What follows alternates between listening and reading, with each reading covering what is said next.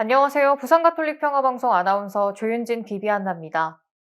오늘은 신호철 비호 총대리 주교님 모시고 2022년 사목지침에 대한 이야기 들어보겠습니다. 주교님 안녕하세요. 예, 안녕하세요. 부산가톨릭 평화방송 청취자 여러분. 저는 부산교구 총대리 신호철 주교입니다. 반갑습니다. 주님을 참여합시다. 네, 교구장 주교님께서 부산교구 사목지침으로 성체와 말씀의 해를 선포하셨는데요. 사목지침과 관련해서 교우들이 이 삶 안에서 살 수 있는 그런 좀 실천사항 말씀해 주실 게 있을까요?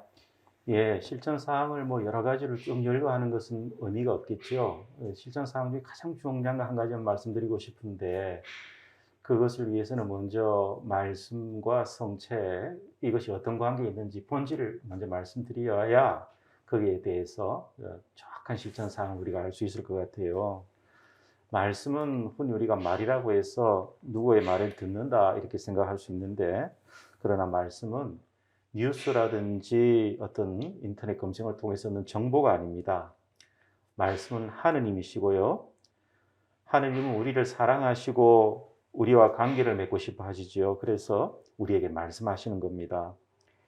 하느님께서 말씀하실 때는 그저 말씀하시는 것이 아니라 우리에게 건네시는 말씀 안에 당신 전부를 다 온전히 담아서 우리에게 선물로 주십니다. 그래서 하느님께서는 말씀하실 때 말씀을 낳는다고 우리가 표현을 하고, 그래서 말씀은 하느님의 아드님이시고 온전한 하느님이시지요.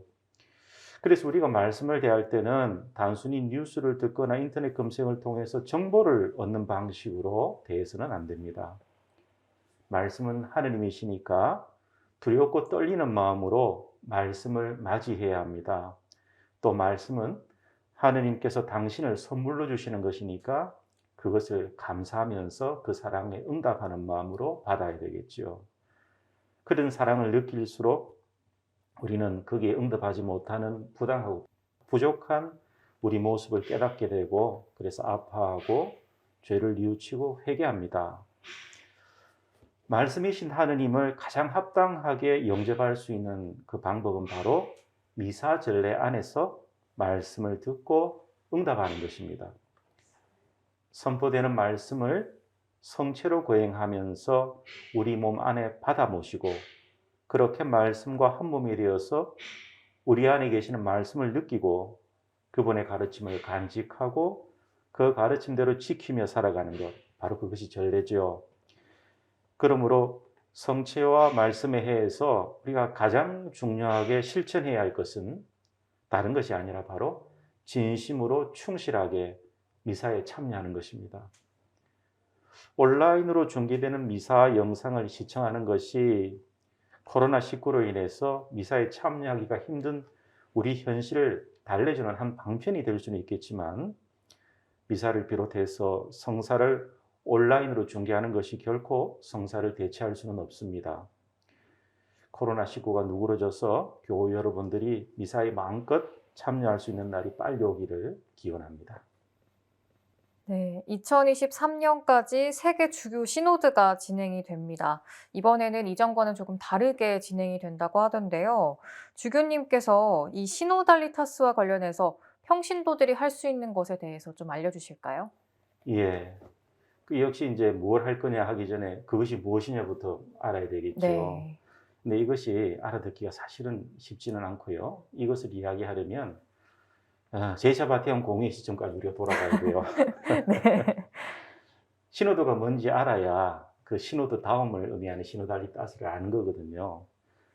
제2차 바티칸 공의 중에 우리가 현대 사회가 급격하게 변화하는데 교회가 어떻게 적절하게 응답할 수 있겠는가?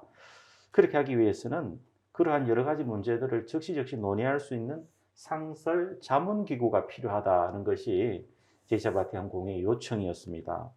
그래서 당시 교황이셨던 바울 6세께서 사도적 염려라는 자유교서를 발표해서 주교 신호들을 설치하셨지요. 그 주교 신호들을 통해서 공회가 열리지 않더라도 여러 가지 문제들을 논의하고 교황님께 건의하고 있던 겁니다. 그렇게 주교 신호드가 설립된 지 정확하게 53년이 지났지요. 그래서 2018년 9월 15일에 프란치스코 교황님께서는 교황령 주교들의 친교를 발표하시면서 시노드가 어떤 회의나 이런 식으로 되어서 형식적으로 그쳐서는 안 되겠다. 정말 시노드가 시노드답게 이루어져야 되겠다 하시면서 함께 걸어가는 여정인 시노드의 본질이 구현돼야 한다. 그래서 이제 어떻게 하느냐. 주교님들이 회의를 통해서 거기에 어떤 결론들을 교황님께 제시할 것만 아니라 그렇게 하기만 할 것이 아니라 온 교회가 성령의 이끄심에 따라서 의견들을 내고 그 의견들을 취합해서 주교님들이 모아서 논의하고 그 다음에 이제 주교님께서 이제 교황님께 건의하는 그런 절차를 하자. 결국 전에 어떤 절차가 하나 추가가 되었죠.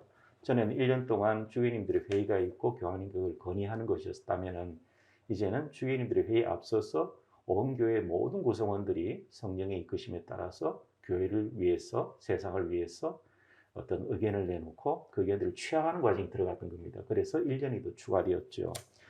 그렇게 처음 하는 그런 식으로 처음 하는 시노드가 이번 제16차 세계주교 시노드입니다. 그래서 아마 전에는 없었던 여러 가지 이야기들이 나오고 여러 가지 이제 절차들이 이루어지고 있는 것이죠. 아까 이제 질문 중에 우리가 이 시노드를 위해서 우리가 실천할 것이 무엇인가 이제 얘기하셨는데, 네. 그러면 이제 비로소 시노드가 진짜 뭔지 한번 얘기해 봅시다. 네. 시노드라는 말은 쉰, 호도스, 그리스 말의 합성어입니다. 쉰이라는 말은 함께, 영어의 with에 해당되고요. 그 다음에 호도스 하는 것은 길이라는 뜻입니다. 즉 시노드라는 것은 함께 걸어가는 길 혹은 함께 걸어가는 여정이라는 것인데요. 정확하게는 뭔가 하면은 그저 사람들끼리 모여서 함께 걸어가는 것이 아니라 성령, 하느님이신 성령을 한가운데 모시고 그 성령의 이끄심에 따라서 함께 길을 찾고 걸어가는 것. 그것이 시노드입니다. 그리고 시노드가 시노드다워야 한다. 시노드의 본질, 시노드다움이라는 말이 바로 시노달리타스입니다. 그러므로 시노달리타스의 핵심은 사람들끼리 모여서 뭔가를 합의하고 결정하는 것이 아닙니다. 공동체의 모든 그리스도인들이 성령의 인도하심에 귀를 기울이고 그것을 경청하고 거기에 서로 동의를 하는 것이 시노달리타스의 핵심이죠. 우리는 그 성령을 언제 받았습니까? 세례받을 때 모두 성령을 받았지요. 그래서 우리 교회 안에서 아무리 작은 형제라도 그 안에서 성령이 말씀하시는 한 우리는 그 형제의 말을 경청해야 되는 것입니다. 그래서 경청이 중요한 어떤 개념으로 떠오릅니다. 반면에 말하는 사람은 자기의 욕망이나 인간적인 이해 타산에서 비롯되는 것을 주장해서는 안 되겠죠.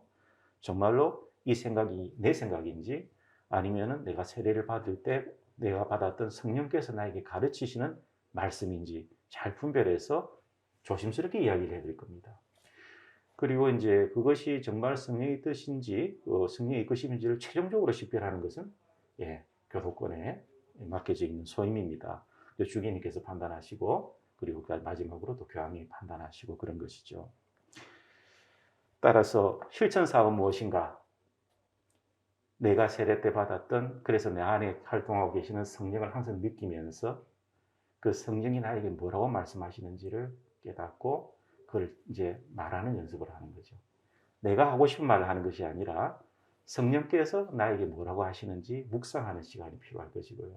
늘 성령이 내 안에 계시는 걸 느끼는 삶. 그렇게 하기 위해서는 말씀을 더 가까이 들어야 할 것이고 또 성체도 모시고 성체와 함께 성체로 계시는 현존하시는 주님께서 내 안에 계시다는 것을 늘 느끼면서 사는 삶.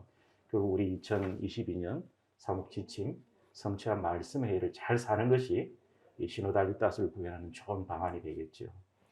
네, 오늘 총대리 주교님 말씀 들어봤습니다. 오늘 말씀 감사합니다. 네, 고맙습니다.